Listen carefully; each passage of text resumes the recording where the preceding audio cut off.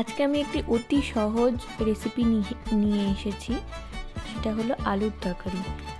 কিন্তু মনে মনে ভাবছি বাবা আলুর তরকারি আবার কি এমন রেসিপি। সেটা নর্মাল বলতেই পারেন, কিন্তু আমি এর মধ্যে একটা মশলা ইউজ করেছি যেই মশলাটা এই আলুর তরকারির স্বাদকে আরও করে তুলবে দ্বিগুণ। তো চলুন তাহলে রেসিপি শুরু করি। প্রথমে আদা বাটা দিয়ে আমি শুরু করলাম। প্রথমে একটা আদার পেস্ট তৈরি করবো শিলনোড়ার সাহায্যে। অল্প আদা তো মিক্সিতে বাটতে গেলে খুব ঝামেলা হয়, তাই আমি শিলনোড়াতেই বেটে নিয়েছি। আপনারা চাইলে মিক্সিং জারেও পেস্ট করে নিতে পারেন। এবার কড়াইয়ের মধ্যে সর্ষের তেল নিয়ে তার মধ্যে 5 ফোড়ন, তেজপাতা, শুকনো লঙ্কা, হিং ফোড়ন দিয়ে একটু ভেজে নেব যতক্ষণ না সুন্দর গন্ধ বেরোচ্ছে ফোড়নটা থেকে। দিয়ে এর মধ্যে আগে থেকে যে আদাটা বেটে রেখেছি সেটা দিয়ে দিলাম। দিয়ে দিচ্ছি কুচনো টমেটোর পরিমাণটা একটু বেশি লাগবে, তরকারিটা একটু টক টক লাগলে ভালো লাগে খেতে। যাই হোক, টমেটো দেওয়ার পর এরপর আমরা এর মধ্যে লবণ ও হলুদ অ্যাড করে দেবো পরিমাণ মতো।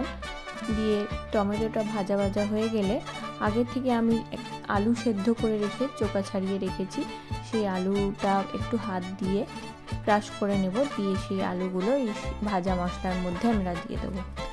এরপর হাতার সাহায্যে আমি যেভাবে দেখাচ্ছি এভাবে আলুগুলোকে ভেঙে নিতে হবে। আপনারা চাইলে এটা আলুটাকে সিদ্ধ করেও কেটে নিতে পারেন বা কেটেও সিদ্ধ করতে পারেন, যেমন সুবিধা আপনারা করতে পারেন। আমার এইভাবে সুবিধা হয় তাই আমি করি। দিয়ে মশলার মধ্যে আলুটাকে দিয়ে ভালোভাবে কষিয়ে নিতে হবে। মানে ভালো মতন ভাজা হয়ে গেলে তারপর আমরা পরিমাণ মতন জল অ্যাড করে দেবো। ব্যাস, জল অ্যাড করে ফুটে উঠলেই এরপর যে মশলাটা দিচ্ছি সেটা হলো চানা মশলা। এই চানা মশলা দিলে এই তরকারির স্বাদটা দ্বিগুণ হয়ে ওঠে। আর দিচ্ছি আমি চিনি।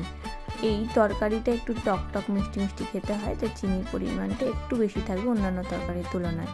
এবার আপনারা যেমন কনসিস্টেন্সি রাখবেন জলের তরকারিতে সেই রকম রেখে তৈরি হয়ে যাবে আমাদের নতুন স্বাদের, একটু ভিন্ন স্বাদের বলতে পারেন আলুর তরকারি।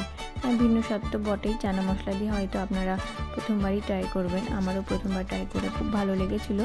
আপনারাও ট্রাই করুন, আমাকে জানান কেমন লাগলো। চলুন তাহলে স্বাদটা কেমন হয়েছে দেখে নিন, আমার মুখের এক্সপ্রেশন দেখেই বুঝতে পারবেন। তো চলুন খাই, টেস্ট করি।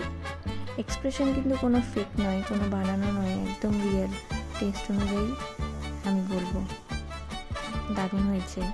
চলুন তাহলে আজকের মতো শুভরাত্রি।